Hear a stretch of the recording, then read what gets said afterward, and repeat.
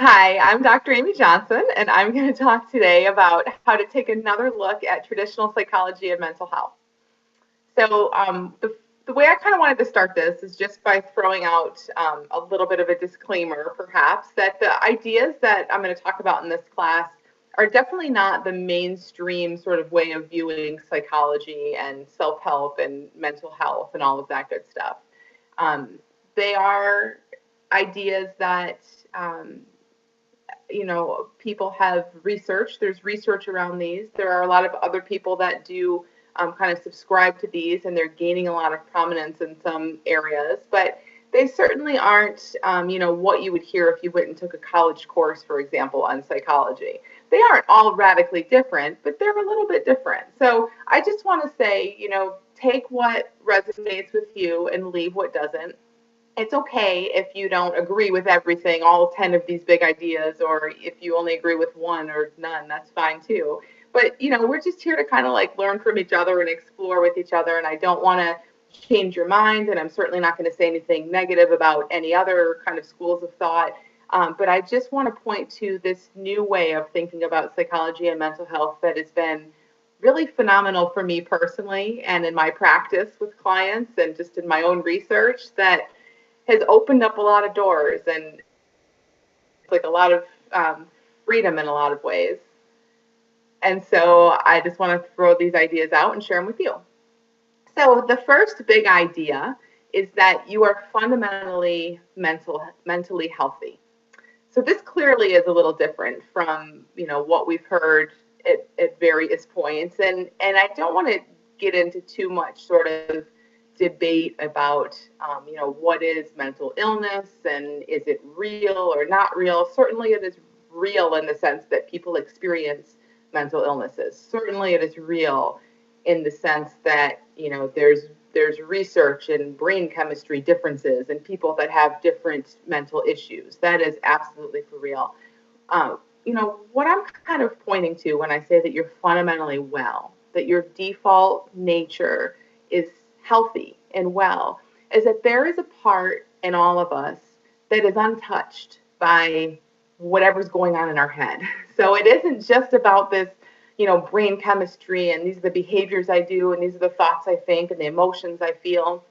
Although that's definitely where psychology tends to look, right? Thought, emotion, behavior are kind of the big things we look at.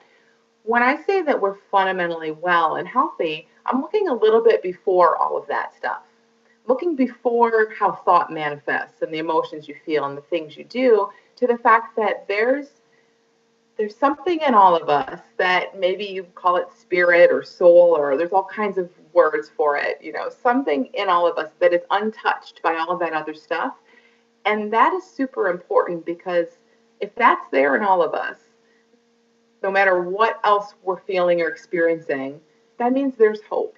There is some part of you that is not too far gone. And for me, that has been just such an amazing concept. Like, okay, no matter how bad I feel, no matter what's going on, there's a part of me that isn't fully taken down by this, that's kind of protected and kind of always will be protected and always has been protected.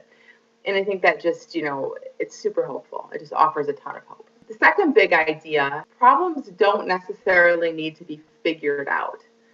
So a huge part of kind of psychology over the last 100 years or so has been, us kind of getting into our heads and trying to figure out our problems. And not even psychology, I mean, just everyday people. This is just what we're taught because we're raised, thinking that, being told that use your head, think it through, like kind of use your reasoning abilities. And all of those things are wonderful. Like there's a million times and places for using reasoning and judgment and thinking things through. And yet, when we have a problem or what looks or feels to us like a problem, sometimes we're in a state of mind where we aren't going to think our way out of it. And we're trying to think our way out of it and trying to solve our problems actually makes them a little bit worse. It kind of gets us further into our head because if you think about the fact that, if we're fundamentally well, but for the thinking that we have going on, if we then go into our thinking and try to think our way out of a problem, it doesn't really make a whole lot of sense. It's like you're well, but you have a lot on your mind. That's kind of what's going on with us. And so let's put more on your mind and try to think your way out of your problems, so just, without having to try to see this completely through, just kind of sit with the idea for this big idea that maybe, thoughts create our problems, and that thoughts kind of clear sometimes on their own, and we don't have to jump in and fix them all, and that jumping in and trying to fix them and solve them can actually make it a little bit worse. The third big idea, revisiting the past is not always necessary. So first, again, I want to say, that there may be many people listening who have been in therapy that have revisited their past and found great relief in that. So I'm definitely not saying don't revisit the past. I'm not saying that it's never helpful or that it's never necessary. I don't believe it's necessary, but it can be helpful at times, perhaps, and certainly people have experienced that. So it's not that it's a bad thing. It's just to kind of look at the idea that the pain that we're feeling, the problems we're feeling, whatever it is that we're experiencing in this moment are coming from the thinking that we have in this. And when you kind of see that, it's like, okay, well, I'm thinking about something. I'm thinking about the past or thinking about something that I perceive as a problem. And that's what's creating my pain right now. And, going into the past and trying to solve it from back there when the issue is what's on my mind right now doesn't always make a whole lot of sense.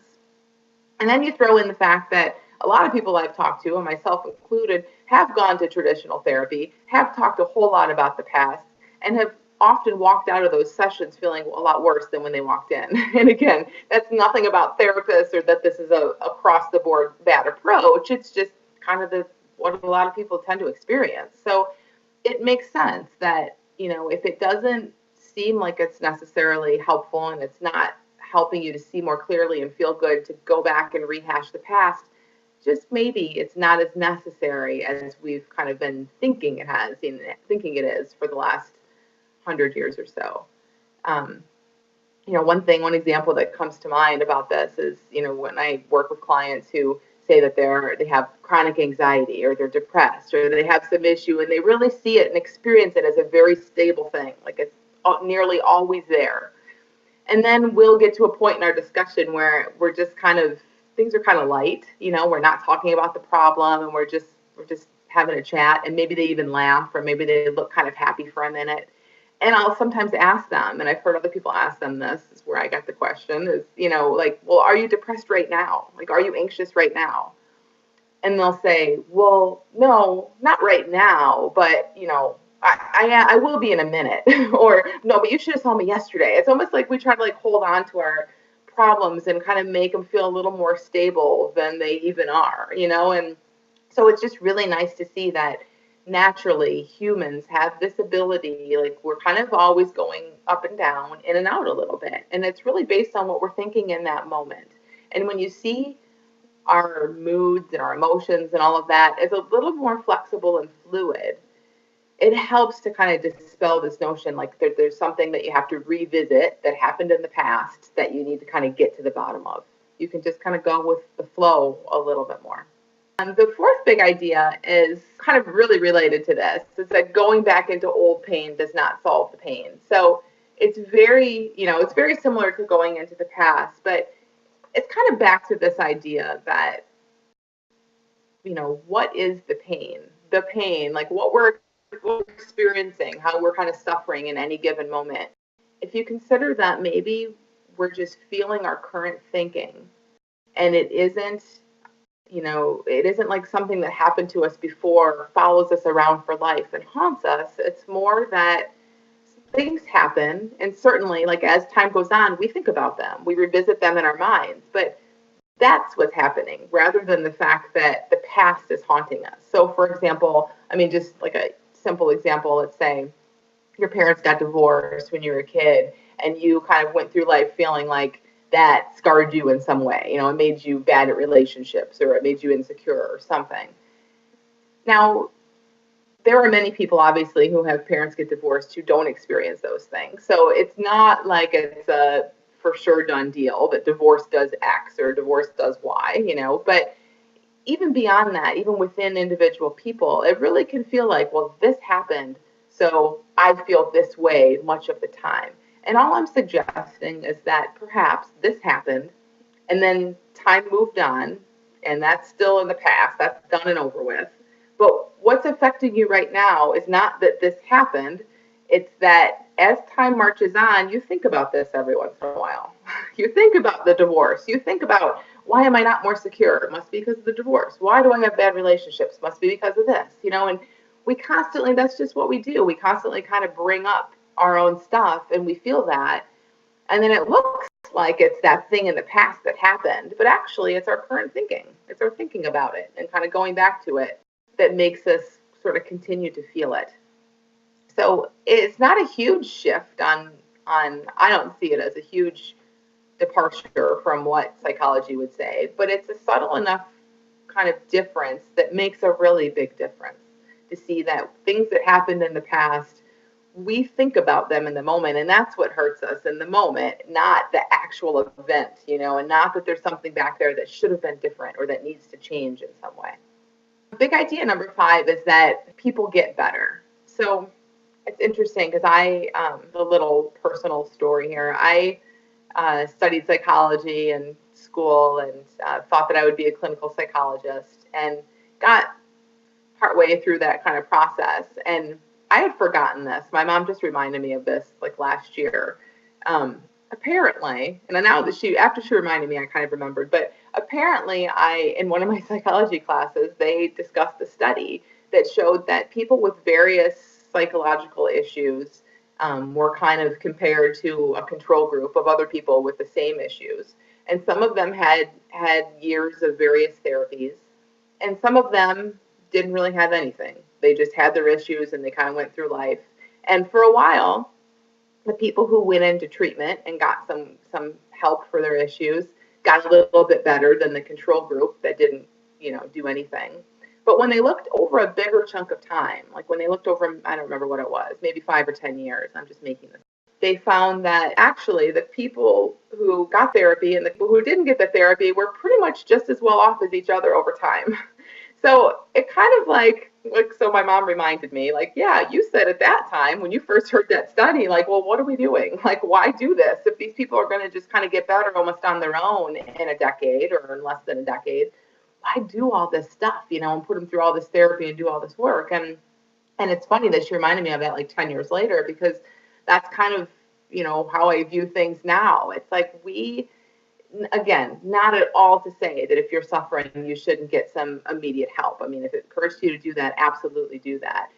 It's just more a way to kind of point at the resilience of people and it really kind of show that maybe we really are fundamentally well and healthy. There is that part of us that isn't touched by all the surface kind of thought and emotion and stuff we're going through. And that part that isn't touched by all of this has a chance to come out, and it does eventually come out for many people. Not for everyone, but for many people it does eventually come out. And these problems that feel very stable and feel like they're rooted in what happened in the past tend to kind of dissolve sometimes, or at least change and soften as life goes on and as our thinking about them changes and becomes less frequent. So, that study is just one example, but there are tons of examples that we could research of people who have kind of shown like a spontaneous recovery in pretty much any kind of issue, medical and psychological. There's all kinds of examples of just, how resilient people are and how well we really are equipped to kind of bounce back. And the fact that people get better, I really just see as a huge testament to this idea that we are well underneath the surface stuff that's happening, and the surface stuff is always changing. So we don't have to necessarily jump in and change it. We can kind of just let it change on its own sometimes. We're definitely not as far gone as we feel like we are much of the time. Big idea number 6 is that our past does shape us, but mostly or only if we believe it does. So we kind of touched on this a little bit already, but it's like this idea that, if your parents get divorced when you're a kid and you grow up believing that that's really meaningful, that's probably going to be really meaningful for you. And if for whatever reason, you're raised somewhere or you're just surrounded by people who tell you that's no big deal, that's them, they got divorced, you're fine, you're probably going to be more likely to be fine. And again, these are generalizations, but just in general, so much of what we experience and things that we take on in life are really kind of go hand in hand with what we expect to experience and how we expect things to affect us.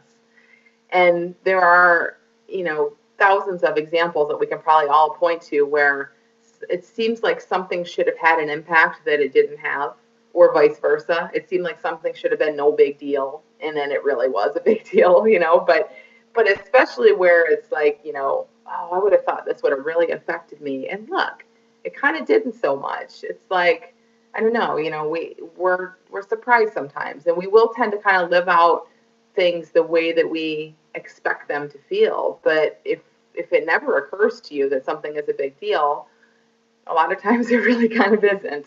So again, it just sort of points to this idea of like, just how fluid it can all be and how we can kind of bounce back, and we aren't necessarily so shaped in like a really strict, stable way by events. It's so much more about our interpretation of them and how we think about them and how often we think about them and kind of how we relate to our thoughts about them and all of that, more hopeful, fluid stuff. A seventh big idea, the feeling is what really matters. So this sort of comes up a lot when people think about this concept of denial.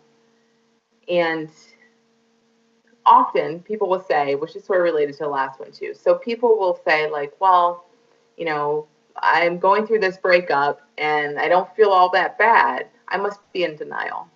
Or like they expect to feel so much worse than they do. And if they don't feel bad, they don't feel as bad as they think they should. They think, well, I'm probably suppressing it. I'm probably in denial over it. I'm probably not in touch with my real true feelings. As if things have this big, huge, heavy mark on us. And if we're not feeling big and huge and heavy around it, then there's something wrong with us. It's almost like we make ourselves worse, for not suffering more.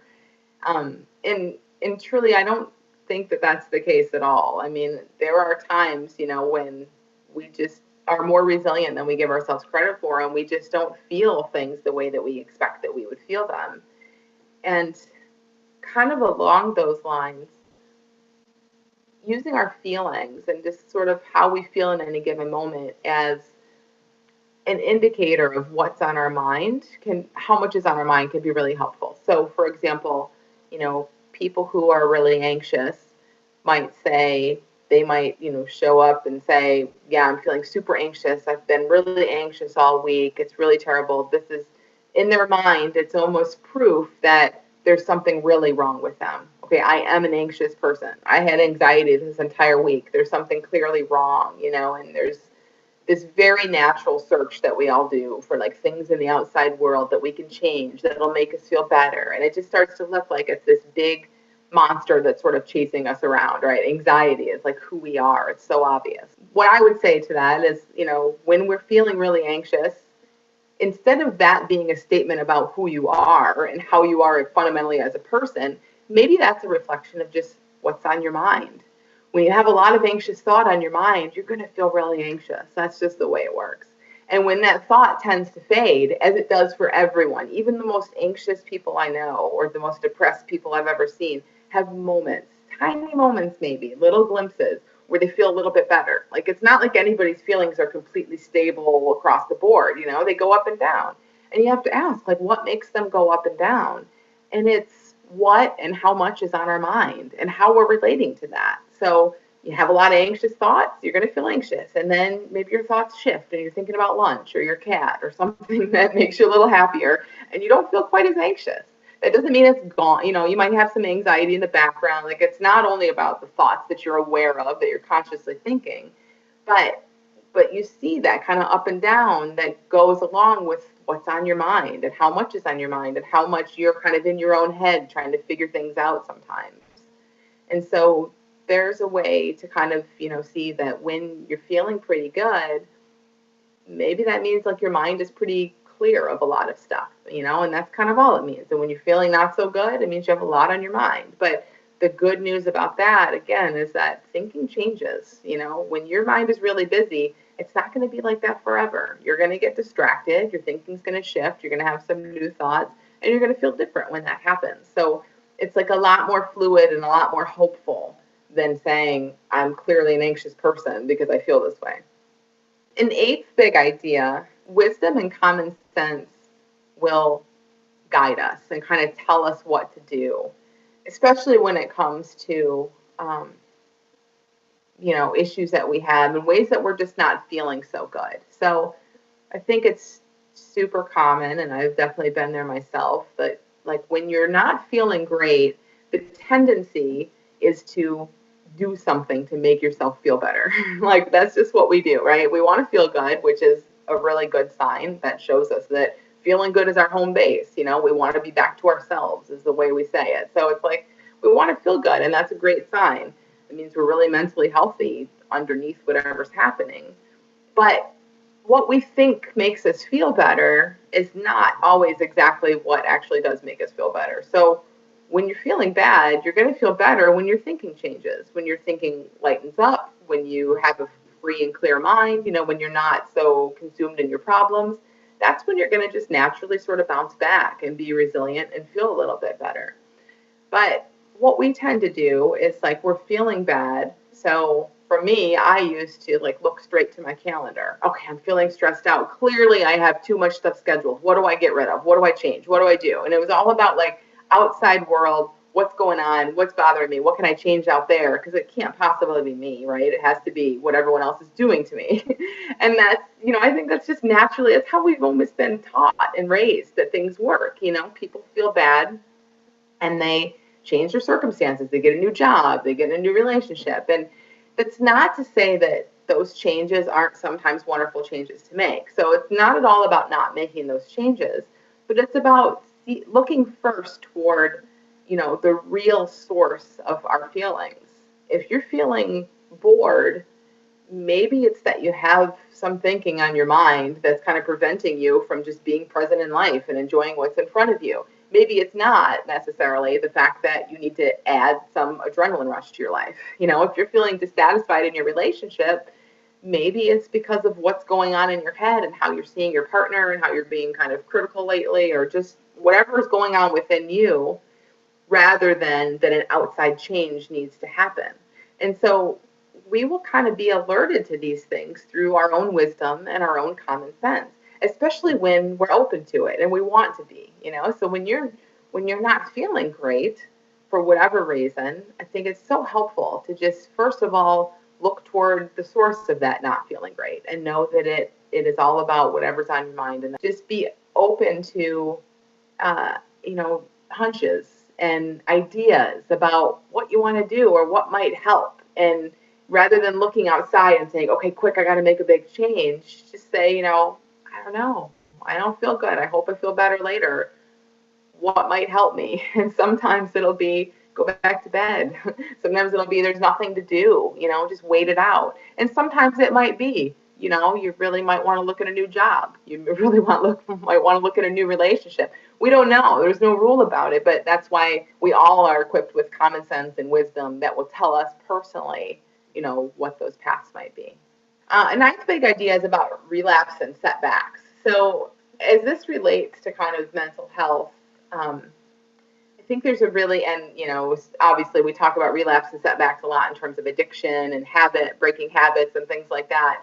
And there's a lot of thinking that we have that it's a good thing to be on a wagon. And if you go back to an old behavior or an old feeling or an old thought, you're like off the wagon and you're back to square one and you need to kind of like start this whole thing over again.